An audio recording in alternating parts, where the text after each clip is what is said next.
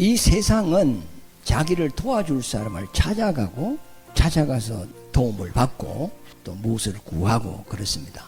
그래서 성경은 그 반대예요. 하나님이 우리를 찾아오셨어요. 세상의 모든 종교는 신을 본인이 찾아가는 거예요. 신이 어떤 계시도 없었어요.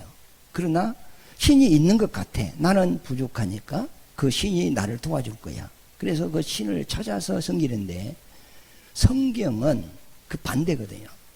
잃어버린 드라크마를 찾아왔다. 잃어버린 양을 찾아왔다. 잃어버린 자를 찾아왔다. 하나님이 우리를 찾아온 거예요. 왜? 도와주기 위하여.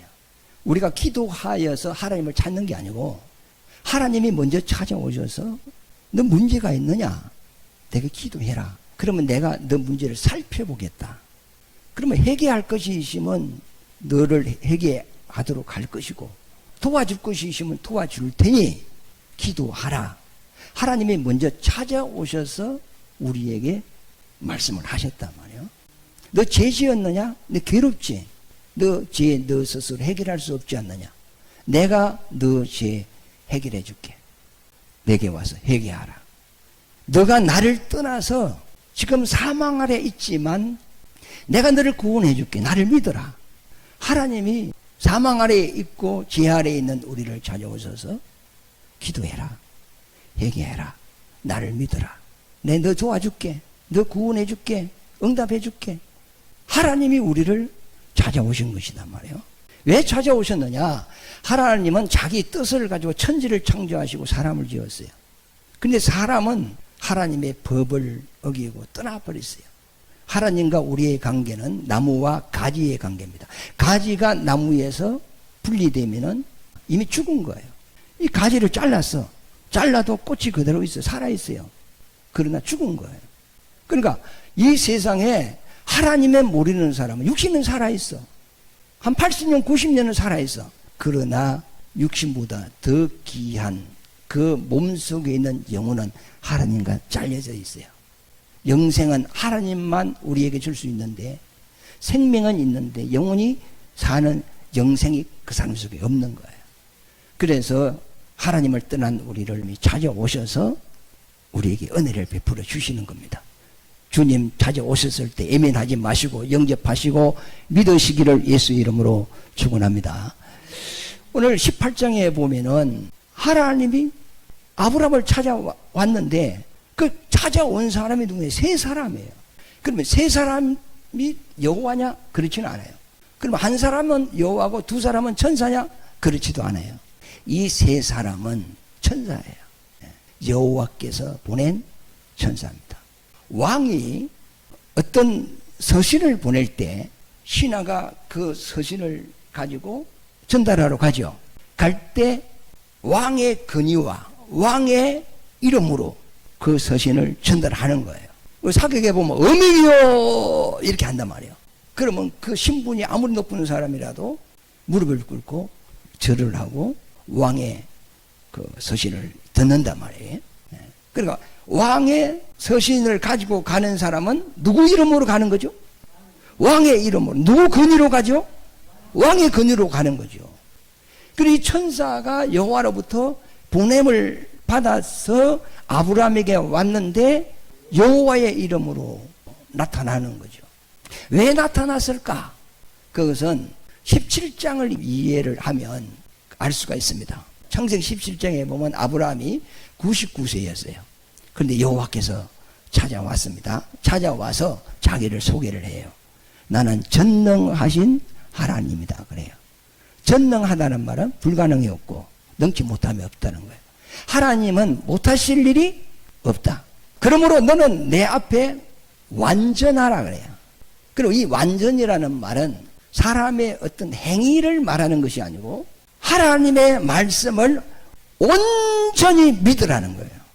하나님 말씀이 너 생각에, 너 지식에, 너 상식에, 너 논리에 안 맞는다 할지라도 내 말을 온전히 믿으라. 이것이 아브라함이 하나님 앞에 온전한 모습이다 말이에요. 그러면 사람은 보세요. 사람은 능력이 없어.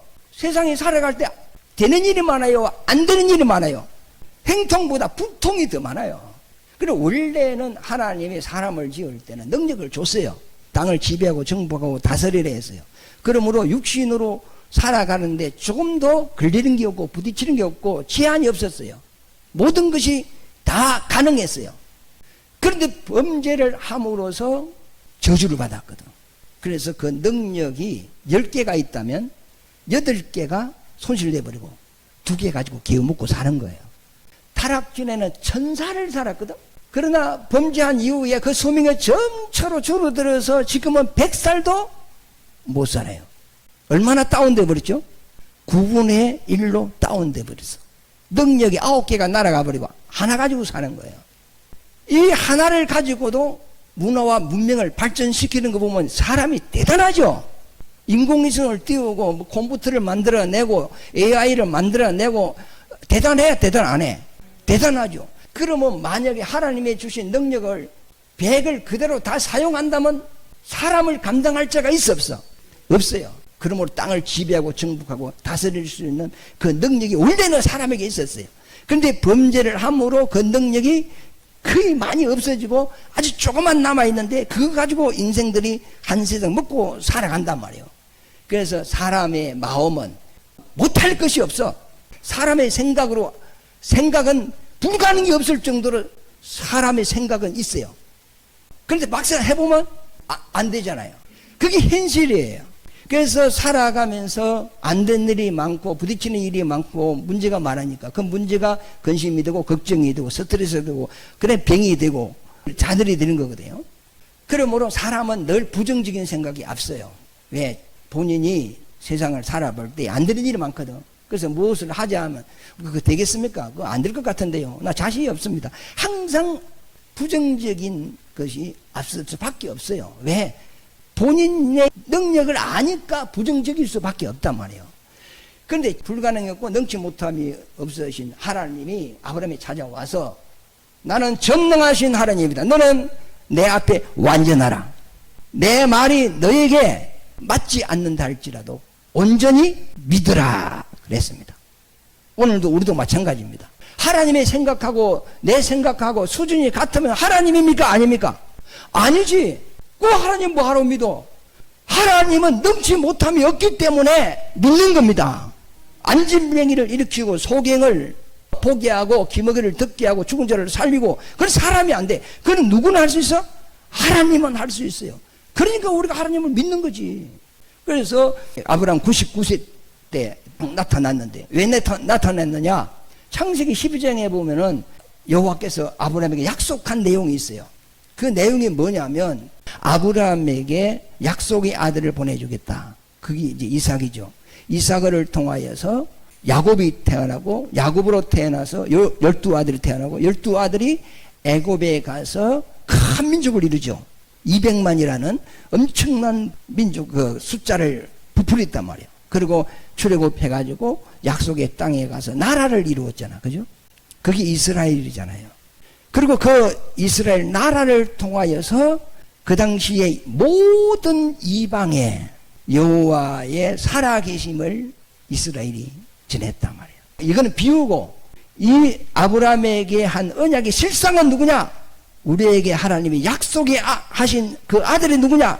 예수라는 거예요. 그래서 이 예수님이 우리 죄를 대속하시고 구원의 복음을 이제는 전 세계에 다 전하는 거예요. 그러면 모든 이 열방에 있는 사람들 중에 민족 중에 예수 믿는 사람들이 있는데 그 사람들이 하나님의 백성이 된다는 거예요. 거기에 대한 내용이에요. 그러므로 여호와께서 아브라함에 나타나가지고 그 언약을 다시 말씀하시면서 너 이걸 믿으라.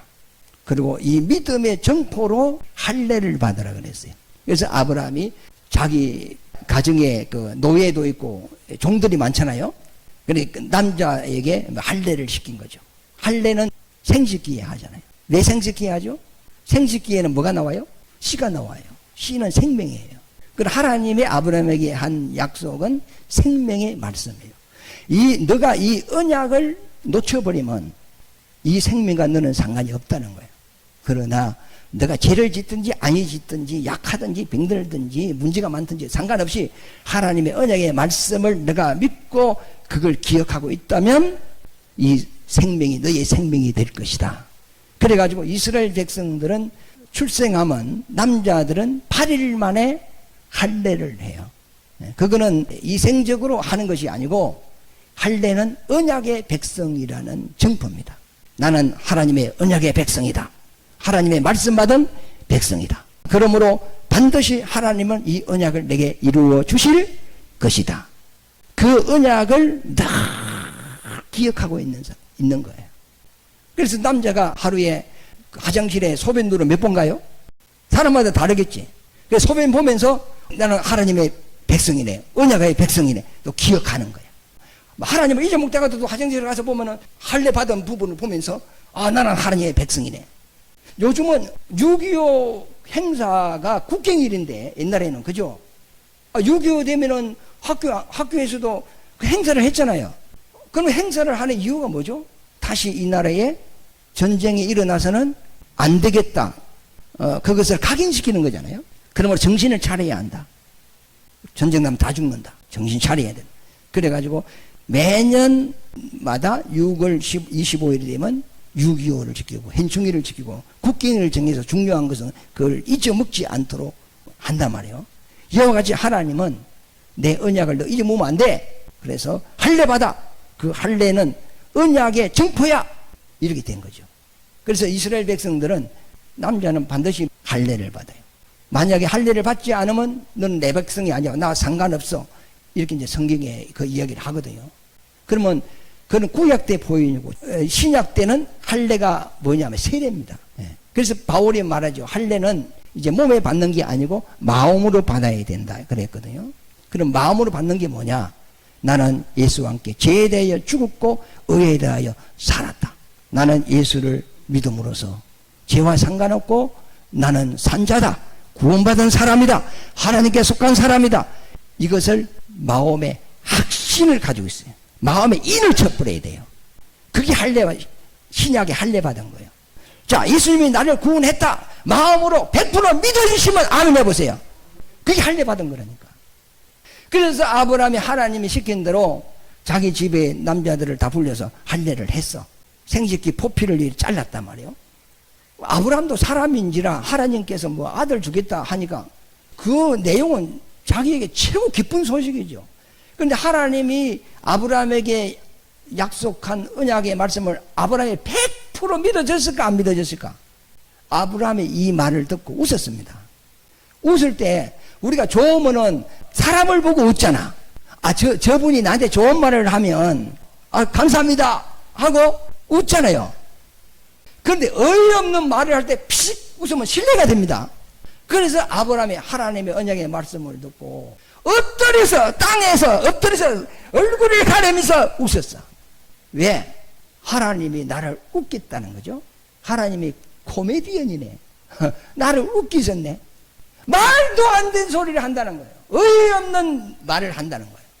아브라함이 장가 들어서 아들을 얻고 싶어서 지금까지 얼마나 애쓰고 노력하고 좋은 거 다 먹고 사람이 할 수 있는 일은 다 했단 말이에요.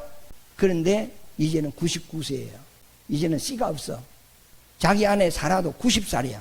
태 바구니가 쪼그라들어서 이제 잉태할 수도 없고 아브라함도 씨도 줄 수도 없고 말라져 버리고 요거는 의학적으로도 생물학적으로도 과학적으로도 0.001%도 가능성이 없는 말씀을 하나님이 아브라함에게 한 거예요.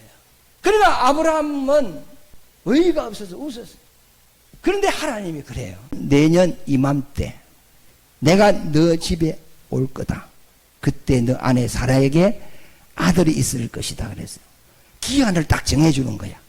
무한정 약속하고 끝나는 게 아니고 내년 이맘때 1년 안에 내가 너 집에 오면 너 아내 사라에게 아들이 있을 것이다. 그래서 아브라함은 하나님의 언약의 말씀을 못 믿었어. 그러나 하나님은 능력이 있으니 그 약속을 이루어주면 얼마나 좋겠는가 기대감은 있었어요. 그때부터 아브라함은 시간만 되면 그 상수리 자기 집 있잖아요. 유목민들은 텐트를 치고 사니까 그 텐트 주위에 상수리 나무가 있었나 봐. 그 상수리 나무 밑에서 저 먼 곳을 바라보는 거예요. 주님이 온다고 했는데, 그분이 오면 아들이 있다고 했는데 자기도 모르게 주님을 기다려지는 거예요. 오늘도 나가서 먼 곳을 쳐다보는 거예요. 아무 사람이 없어. 내일도 또 쳐다보는 거예요. 그런데 어느 날 가서 그 뜨거울 때에 그랬거든. 뜨거울 때에 중동 지역은 덥잖아요. 그죠? 근데 더운데 습기가 없어요. 그러므로 그늘 밑에만 가면 시원합니다. 우리나라는 습한 것이 있기 때문에 후덥지근합니다. 어제 더웠죠? 그래서 그 상수리 나무 그늘 밑에서 딱 바라보니까 사람 셋이가 딱 서 있어요. 가만히 보니까 유목민이 아니라, 강야에는 일반인들이 안 오거든요. 양치는 유목민들만 오는 거예요. 아브라함도 목동이기 때문에 대부분 그 다림새를 보면 목동인지 일반 사람인지 알아요. 그런데 저 세 사람이 보이는데 이 지역 사람도 아니고 유목민도 아닌데 처음 보는 사람인데 가만히 보고 아브라함이 벌떡 일어납니다. 일어나서 막 달려갑니다. 달려가서 다 엎드려서 하는 말이, 네 주여, 내가 당신에게 은혜를 입었다면 그냥 지나가지 마시고 우리 집에 들어오셔서 음식을 잡수시고 기분 좋은 상태로 갈 길을 가시옵소서 하면서 영접을 합니다. 왜 아브라함이 세 사람을 보면서 벌떡 일어나고 막 가서 엎드려서 네 주여 이랬을까? 주라는 말은 임금 주자거든요. 주인 주자는 거예요. 근데 그 세 사람인데 가만히 보니까 창세기 17장에 자기가 99세 때 자기에게 나타난 그분들이었어. 그러니까 아니까 네 주여 이렇게 했는데, 자 읽어보시죠. 1절부터 한번 읽어보시죠. 여호와께서 마므레의 상수리 나무들이 있는 곳에서 아브라함에게 나타나시니라. 날이 뜨거울 때에, 정오지요, 아주 뜨거울 때에 그가 장막문에 앉아 있다가, 상수나무 아래에 그 앉아 있다가 눈을 들어본 적 사람 셋이 맞은편에 서 있는지라. 그가 그들을 보자, 뭐 봤어? 보니까 아는 사람이 모르는 사람이요. 아는 사람. 어디에서 봤어? 17장에서 나타나서 자기에게 축복해주는 그분들이었어요. 그걸 보자, 곧 장막문에서 천천히 걸어갑니까? 달려나갑니까? 달려나가서 그들을 영접하여 몸을 땅에 굽혀 그랬어요. 여러분 생각을 해보세요. 내가 들에 있는데 어떤 사람이 가고 있어. 그런데 내가 뛰 가서 내가 엎드려 가지고 뭐 네 주여 내가 당신에게 은혜를 입었으면 이렇게 합니까? 안 합니까? 안 하지. 그런데 아브라함이 보자마자 달려나가서 영접하여 몸을 땅에 굽혀 3절에 시작. 이르되 내 주여 내가 주께 은혜를 입었으면 원하건대 종을 떠나가지 마옵시고 물을 조금 가져오게 하사 당신들의 발을 씻으시고 나무 아래에서 씻소서. 내가 주께 은혜를 입었다면 이 말은 뭐죠? 당신이 내게 축복할 것이 있다면 이 말이거든요. 지나가지 마시고 우리 집에 들어오시옵소서 이 말이에요.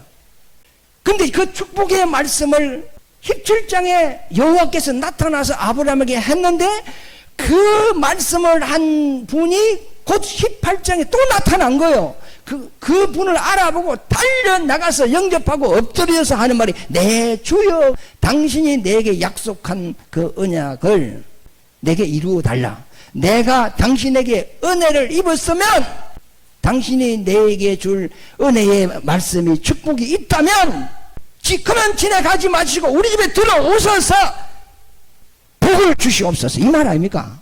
그러면 축복을 받으려면 축복 빌 사람을 기분을 좋게 해야 돼, 안 해야 돼? 좋게 해야죠. 그래서 그들을 이제 영접을 하는데, 유목민들은 손님을 영접할 때는 발 씻을 물을 이렇게 내줍니다. 그들은 양치는 사람들이고 강야에는 먼지가 많기 때문에 발이 깨끗하지가 못해요. 그러니까 손님이 오면 반드시 물 씻을 물을 줘서 발을 씻게 하는 겁니다. 그것이 영접한다 그런 의미거든요. 교회에서 보면은 성김으로 이렇게 행사 때 하더라고. 목사님이 장로 발을 싣고 장로가 집사 발을 싣고 뭐 이렇게 해요. 캠프 가면 서로 성도끼리 발 씻어주는 일 하죠. 그것은 당신의 입지에서 내가 더 낮아져서 당신을 섬기겠습니다. 그런 의미에서 발을 씻어주는데, 이 성경에서 그 발을 씻는다는 의미는 섬긴다는 의미가 아니고 영접이라는 그런 의미입니다. 그래서 손님을 내 집에 딱 영접을 하면 그 손님이 그 집에 딱 들어오면 그때부터 그 손님이 주인이 되어버립니다. 그러니까 그 주인의 아내에 의해는 그 가정에 있는 모든 것을 다 마음대로 물어보지도 않고 마음대로 쓸 수 있는 권리를 이리 갖는 거예요. 그들의 문화입니다, 문화. 그 손님은 하나님이 보내주신 분이다, 이런 개념이 있거든, 그들은. 불교에서도 뭐 지나가다가 옷깃만 스쳐도 인연이라 이렇게 하듯이 그들의 문화는 손님은 그냥 보내서는 안 된다. 근데 각 나라마다 그 문화가 차이가 있어. 저 몽골에 가면은 손님에게 자기 아내까지 내줍니다. 그들의 문화예요. 저 몽골에서는 그 가족끼리 결혼을 해. 사촌, 오촌, 또 같이 형제끼리 누이하고 또 결혼을 하고 그래요. 건친을 하는데, 건친을 하면은 후손들이 씨가 약해집니다. 은칭이가 많이 나오고 또 장애가 많이 나오고 그래요. 그래서 동물들도 같은 형제끼리 그 씨를 안 받죠? 될 수 있는 데는 멀리서 가지고 와요. 그래서 사람들도 결혼을 가까운 데서 그 신랑을 얻는 것이 아니고 될 수 있는 대로 멀리서 얻는단 말이에요. 그래서 이 몽골에는 건친상간이 있기 때문에 자기의 그 씨독들을 강하게 하기 위해서 손님이 왔을 때는 그 손님에게 아내를 내줘서 씨를 받습니다. 그러면 손님이 오면 남편은 집을 떠나요. 손님이 씨를 주고 떠날 때까지 모자를 밖에 딱 걸어놔. 그래 남편이 밖에서 보면 모자가 걸리시면 아직 안 갔구나 이렇게 생각하고, 모자가 없어지면 손님은 갔구나 하고 이제 집으로 들어와요. 그게 그들의 문화라. 그럼 우리나라 윤리 도덕을 보면 쌍놈들 아닙니까? 그죠? 그런데 그거는 그들의 문화고, 에스키모 같은 경우에도 남편들이 사냥을 나가서 못 돌아와요. 죽는 경우가 많아요. 그러면 씨독이 없어져 버려요. 생산의 어떤 개념으로 이렇게 각 그 나라마다 그 개념이 다르단 말이에요. 그런데 이제 그 성경에서 나오는 것은 뭐냐면, 그 주인의 아내에 의해는 다른 것은 얼마든지 그 손님이 그 집을 떠날 때까지 얼마든지 사용할 수가 있는 거예요. 그것이 중동 문화입니다. 그리고 그 문화가 성경 안에 들어와 있어요. 우리가 예수님을 내게 영접하면 예수님은 내 주인이 되죠. 자, 예수를 어떻게 불러요? 주여! 그러잖아. 내 주인이요. 그러면 예수님은 내 모든 것을 임의적으로 가오라 할 수 있습니까? 없습니까? 할 수 있어요. 그래 내가 예수 압니다! 이러면 뭐 쓰십시오. 내 거 쓰십시오 해도 안 써요. 자, 예수님을 나의 주인으로 삼는 게 좋겠습니까? 아니 무슨으로 삼는 게 좋겠습니까? 주인으로 삼는 거. 그럼 여러분은 지금 예수를 주인으로 삼고 있습니까? 종으로 삼고 있습니까? 정말로요. 기분 좋으면 주여 하고 기분이 나쁘면 석 달 열흘 예수 부르지도 않잖아. 그러니까 손님을 이제 영접한 거야. 아브라함이 발 씻을 물을 주고 이제 영접을 했어요. 영접을 해서 뭘 주죠? 양을 잡아서 고기를 주고, 그 다음에 우유도 주고, 그 다음에 버터도 주죠. 버터는 뭐냐 하면은 우유를 저으면 뭐가 돼요? 치즈가 되는 거 아닙니까? 치즈하고 우유하고 고기하고 줬어. 그러니까 세 사람이 그걸 먹고 기분이 좋아서 하는 말이 뭐죠? 내가 내년 이맘때에 너 집에 올 것이니 너 아내 사라에게 아들이 있을 것이다 그랬어요. 그 당시에는 손님이 오면 아내는 합석을 못하죠. 근데 우리 어릴 때도 마찬가지였어. 아버지하고 손님을 이야기할 때 어머니가 와서 옆에 딱 앉아 있습니까? 아니면 문 밖에서 앉아 있습니까? 문 밖에서 앉아 있었어요. 그래서 살아도 천막 밖에서 무슨 말을 하나 듣고 있었거든요. 그러니까 이 세 사람이 여호와 이름으로 오신 사람이 내년 이맘때에 내가 너 집에 올 테니 너 아내 사라에게 아들이 있으리라. 그걸 듣고 사라가 피식 했어. 그게 웃음소리가 입 밖으로 나가버렸어. 그러니까 안에 있는 손님이 사라야 왜 웃느냐 이렇게 했어요. 그러니까 사라가 나는 안 웃었습니다. 아니라 너는 웃었느니라. 나 안 웃었습니다. 그러면 우리가 생각을 해보세요. 사라가 웃었습니까? 안 웃었습니까? 웃기는 웃었는데 그거는 진짜 웃음입니까? 가짜 웃음입니까? 가짜 웃음이에요. 헛웃음이에요. 어이없는 웃음이에요. 너가 내 말을 믿지 못하고 그렇게 웃었으나 나는 너를 웃게 하리라 그랬어요. 그리고 난 이후에 1년 후에 사라에게 아들이 생겼어요. 그래서 사라가 하는 말이 내가 하나님의 말씀을 못 믿고 헛웃었는데 그 웃음을 진짜 웃음으로 하나님이 내게 바꿔주셨다. 내가 90살에 아들을 얻었다 하면 사람들이 웃을 것이다. 그걸 누가 믿겠느냐? 그러나 90세에 아들을 얻은 것을 알 때 내 웃음이 그들의 웃음이 될 것이다. 그래서 하나님은 반드시 언약하신 것은 이루어 주신다. 25년이 지나서 아브라함에게 하나님이 찾아와서 이걸 이루어 주겠다는 거예요. 우리도 하나님의 말씀이 우리 상식으로 안 믿어지만 그걸 믿고 있으면 때가 되면 그걸 이루어 주시기 위하여 하나님이 우리에게 찾아오실 것입니다. 예, 그러면 진짜 웃음이 되는 겁니다. 이 웃음이 여러분에게 있으시기를 예수 이름으로 축원합니다.